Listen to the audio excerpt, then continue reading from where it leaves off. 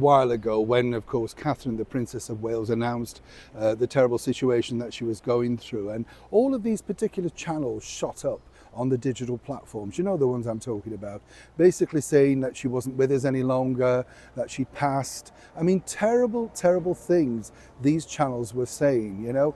I mean, I just couldn't understand why anybody would want to go on camera and say that it's not your business, and nobody knew anything at that point. All we wanted to do was wish the Princess of Wales the very best.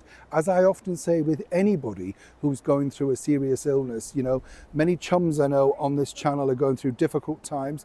You do have my prayers, you know, I think about people a lot, and I sort of think, goodness, you know, so when you saw these stuff, you kind of think, why would you do it?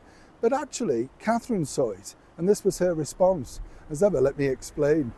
Hi, good to see you. Thank you so much as ever for your time. And of course, thank you for your support. I'm glad you enjoyed the video about the free school lunches. It does annoy me in that sense because, you know, somebody pointed out, how hard is it to make a couple of slices of toast, or how hard is it just to make a bit of porridge, you know? It's not that expensive, but seemingly now we live in a society, don't we, that people want to abstain from taking responsibility. I bet your mum and dad, no matter what they were doing, rich or poor, made sure you had something for breakfast. Everybody just did.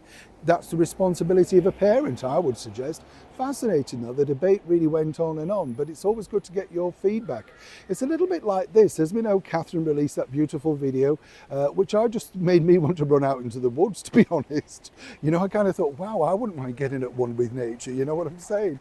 Fascinating stuff. What I did find interesting though, what a lot of people haven't picked up on, is simply this, and I have this from an excellent source inside the palace. You see, what Catherine was very aware about was all the ridiculousness going around those particular stories, the absolute ludicrous stories about all sorts of things regarding her personal battle. And you know the ones I mean, the people that popped up every single day on these channels saying, oh, this, or she's that, or there was an ambulance called, and you know, and people actually believed it. You know, that was the thing that I found incredible. How could you possibly believe such claptrap?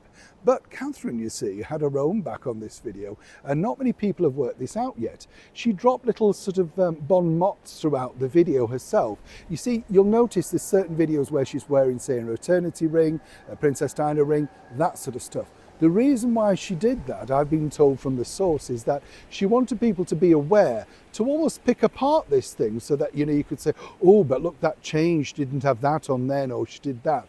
Because if you remember when the video was done, when she was sat alone on the bench in Windsor, people were speculating that it was AI, it was a, you know, fake person, it was a lookalike. I mean, you just couldn't make this nonsense up.